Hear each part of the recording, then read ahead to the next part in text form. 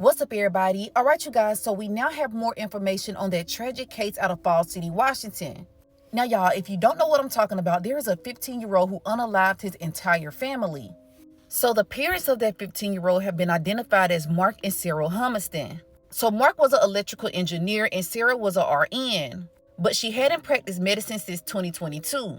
Now, I'm guessing this is because all of the kids were homeschooled. So altogether, the couple had 5 children, a 7-year-old, a 9-year-old, an 11-year-old, a 13-year-old, and a 15-year-old. So y'all, neighbors described the kids as very well-mannered. They really didn't give anybody problems in the neighborhood. Now, they live in this very affluent community, and they live on Lake Alice. And there are pictures on social media of all 5 kids with their dad on the lake. But these pictures were posted by other neighbors. There are no pictures on Mark Humiston's Facebook page of any of his kids.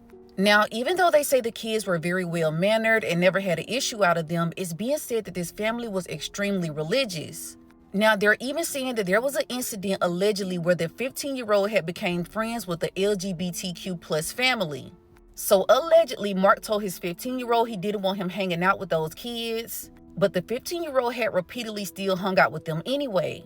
So on the day that everything took place, police received a 911 call around 4:55 a.m.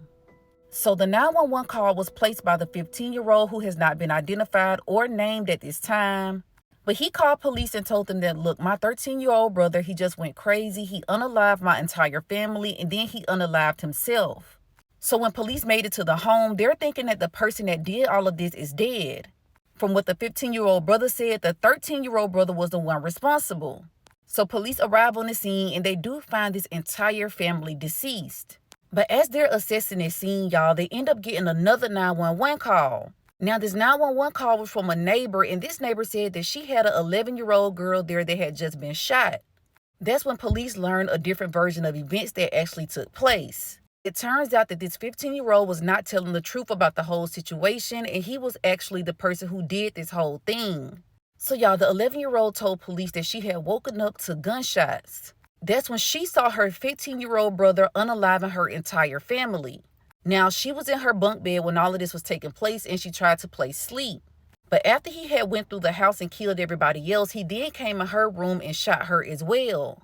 Now, this is what's crazy, because even though he shot her in the neck, she was still breathing, she was still alive. But y'all, that brave little girl held her breath and she played dead until her brother left the house. Now, what's crazy is she said she saw her brother going around checking the pulse of the other victims.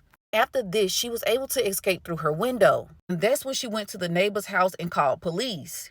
So, y'all, not only did this 15-year-old unalive his mom, his dad, and 3 siblings, he placed a weapon beside his 13-year-old brother after unaliving him and tried to make it seem like he did this to the entire family.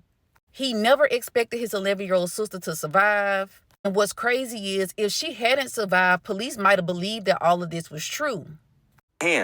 But she held her breath and played dead, waited for him to leave, then used a fire window in her room to escape. When deputies arrived at the home where the shooting took place, court documents say the evidence led to the arrest of the 15-year-old for shooting and killing his parents. So, y'all, it turns out that he had used his own father's weapon to commit this crime.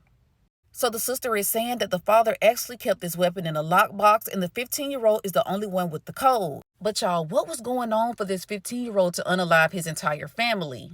Now, we hear the story about him befriending the LGBTQ plus family and his father being completely against it. But was there more going on? Now, a lot of people are reporting that this family was extremely religious, down to dictating every single point of their kids' lives and who they hung out with. But y'all, this case is just extremely tragic. You have 3 innocent kids whose lives were taken away from them, and then that 11-year-old who witnessed it all. And this case is just completely devastating. Now, I'm really curious as to you guys' thoughts on this case. He is in juvenile court, but they are waiting to try to see if they want to charge him as an adult. Comment below, let me know your thoughts on this case and justice for the victims.